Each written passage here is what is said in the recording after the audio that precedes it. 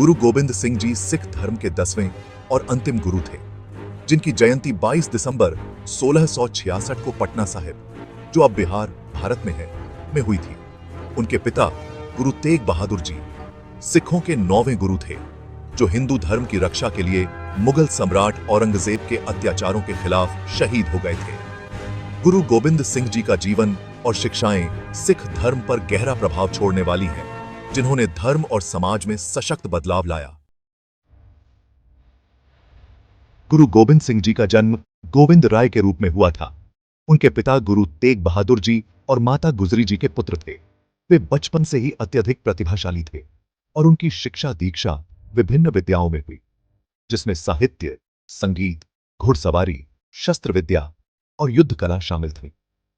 उनका जीवन धार्मिकता और युद्ध कला का अद्भुत मिश्रण था, क्योंकि उन्होंने न केवल अपनी आस्था की रक्षा की, बल्कि समाज के कमजोर वर्गों की सुरक्षा के लिए भी संघर्ष किया।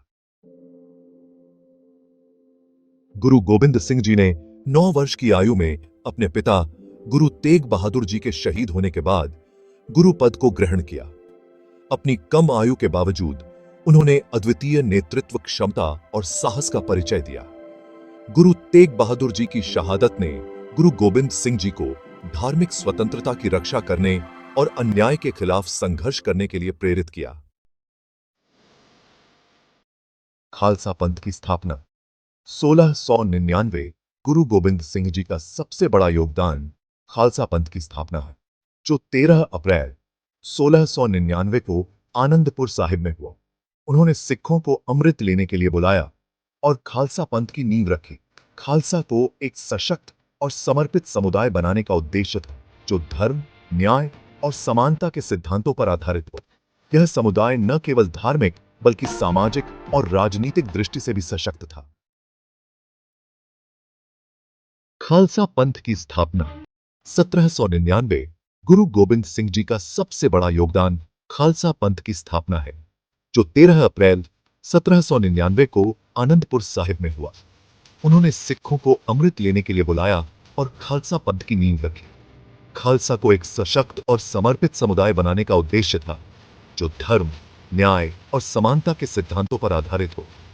यह समुदाय न केवल धार्मिक बल्कि सामाजिक और राजनीतिक दृष्टि से भी सशक्त था। खालसा के पहले 5 सदस्य या पंच प्यारे थे, जिन्होंने गुरु गोबिंद सिंह जी से अमृत लिया और वे खालसा पंथ के आदर्शों का प्रतीक बने। पांचकों के प्रतीक। गुरु गोबिंद सिंह जी ने खालसा पंथ के अनुयायियों के लिए पांचकों के प्रतीक तय किए, जो उनके धार्मिक और नैतिक अनुशासन को दर्शाते हैं। केश बिना काटे बाल, जो भगवान की सृष्टि का सम्मान और आध्यात्मिकता का प्रतीक है। कड़ा, एक लोहे का ब्रेसलेट, जो भगवान की निरंतरता और सिखों की एकता का प्रतीक है। कंघा, लकड़ी का कंघा, जो स्वच्छता और अनुशासन का प्रतीक है। कछेरा, एक वस्त्र, जो आत्मनियंत्रण और नैतिक आचरण का प्रतीक है। किरपान, एक तलवार, जो अत्याचार से रक्षा और न्याय की लड़ाई का प्रतीक है। गुरु ग्रंथ साहिब को अंतिम गुरु के रूप में स्थापित करना। गुरु गोबिंद सिंह जी ने 1708 में यह घोषणा की कि गुरु ग्रंथ साहिब जी ही सिखों के अंतिम गुरु होंगे और अब कोई मानव गुरु नहीं होगा। इस निर्णय ने गुरु ग्रंथ साहिब को सिख धर्म का स्थायी और अंतिम धार्मिक मार्गदर्शक बना दिया। गुरु गोबिंद सिंह जी का जीवन मुगल शासक औरंगजेब और अन्य अत्याचारी शक्तियों के खिलाफ संघर्ष से भरा हुआ था। उन्होंने न केवल सिखों की बल्कि हिंदुओं और अन्य धार्मिक समुदायों के अधिकारों की रक्षा की। उनका जीवन संघर्ष और न्याय की अवधारणा का प्रतीक था। गुरु गोबिंद सिंह जी एक महान कवि और लेखक भी थे। उन्होंने कई महत्वपूर्ण काव्य रचनाएं की, जैसे जाप साहिब, भगवान की विशेषताओं और गुणों की स्तुति करने वाली एक प्रार्थना। बचित्र नाटक, गुरु गोबिंद सिंह जी का आत्मकथात्मक ग्रंथ। चौपाई साहिब, एक प्रार्थना जो सुरक्षा और विजय की कामना करती है। जफरनामा, गुरु गोबिंद सिंह जी द्वारा मुगल सम्राट औरंगजेब को लिखा गया पत्र, जिसमें उन्होंने सम्राट की धोखाधड़ी और अन्याय की आलोचना की। गुरु गोबिंद सिंह जी के जीवन में उनके दोनों बड़े पुत्र अजीत सिंह और जुझार सिंह, जिन्होंने छोटी उम्र में युद्ध में शहादत दी, और उनके छोटे पुत्र जोरावर सिंह और फतेह सिंह, जिन्होंने मुगल अधिकारियों द्वारा दीवार में चुनवा दिए जाने के बाद बलिदान दिया। उनके पुत्रों की शहादत ने गुरु गोबिंद सिंह जी के संघर्ष की दृढ़ता को और भी सशक्त किया।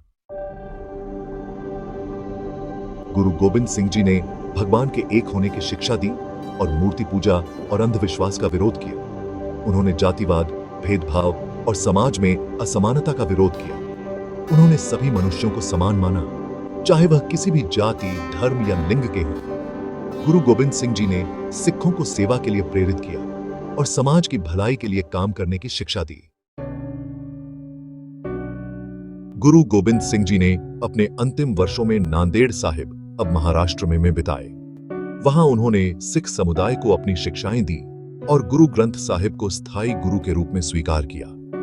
1708 में एक शाही आदेश द्वारा उन पर हमला किया गया, जिसके परिणाम स्वरूप उनकी मृत्यु हो गई। हालांकि उन्होंने अपने अंतिम समय में यह घोषित किया कि अब गुरु ग्रंथ साहिब ही सिखों का स्थायी गुरु होगा। गुरु गोबिंद सिंह जी का योगदान अत्यधिक गहरा और महत्वपूर्ण है।